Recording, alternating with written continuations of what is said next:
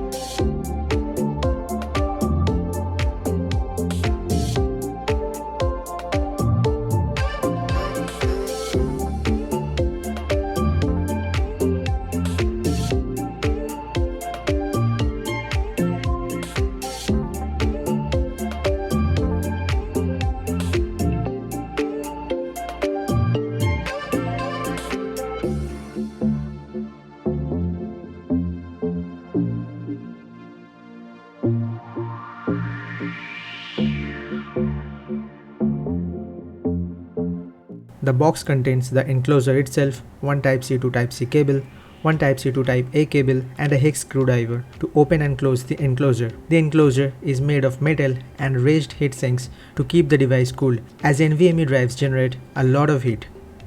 Poor heat management can throttle the speeds down. The device can be connected to your smartphone directly or to your PC, Xbox or even a PlayStation.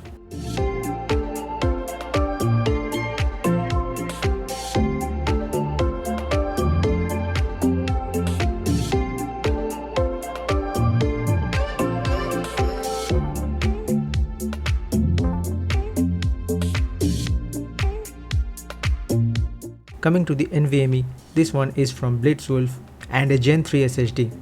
The speed should be decent for our project. Let's assemble them and get the tests started.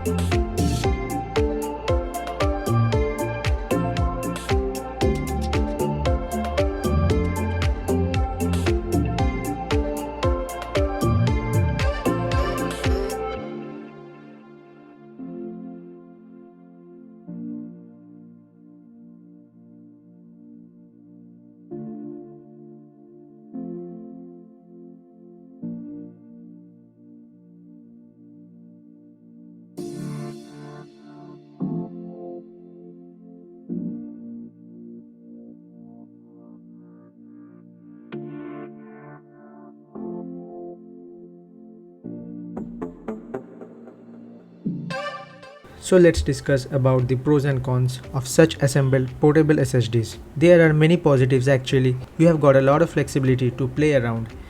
You can upgrade the SSD sticks anytime to a larger storage device or to ones with a better speeds. You do not get such flexibility with standalone portable drives. They are stuck with what storage they are baked with. Secondly, you can choose any enclosure you like which suits your taste and style. They come in a lot of form factors, some even with fans built into them. So you have the option to mix and match. However, the speeds could have been better, but a Gen 4 SSD can improve that even further. I hope now you can make your own portable SSDs and find this video helpful. That's all for this video. This is Avik signing off. Catch you in the next one.